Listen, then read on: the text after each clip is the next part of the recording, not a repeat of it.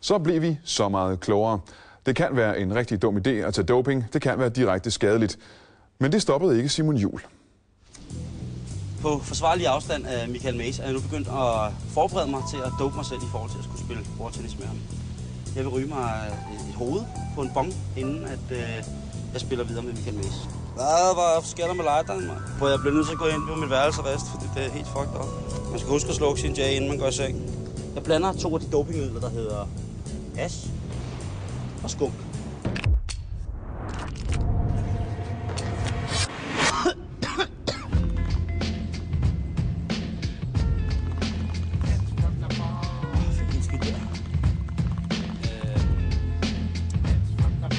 Det her går ud på, at jeg har taget doping, og stadigvæk har Michael Mays stående hen ved bordtennisbordet.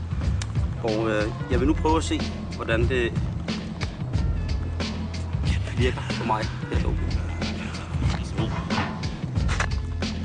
Hej igen, Michael. Så har der været pause, og jeg har været dope mig.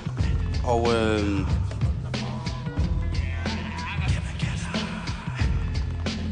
det stener totalt vildt. Men vi skal jo prøve at se, om jeg kan slå en bordtennisbold. Vi starter med at slå en bold. Jeg kan mærke, at jeg skal koncentrere mig helt vildt. Det skulle jeg også før, men nu kan jeg mærke, at jeg koncentrerer mig. Så lyder det fedt, når bolden, når bolden rammer på. Jeg skal prøve igen.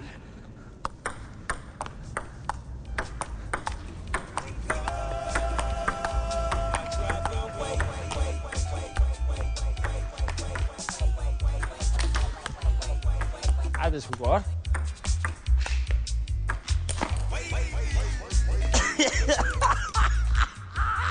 Det kan godt være, at det alligevel har en god virkning, det der. Det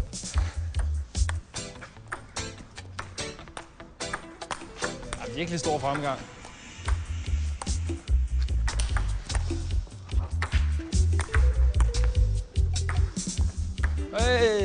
Der er virkelig kontrol over det. Hvor på skalaen ligger jeg så nu i forhold til før?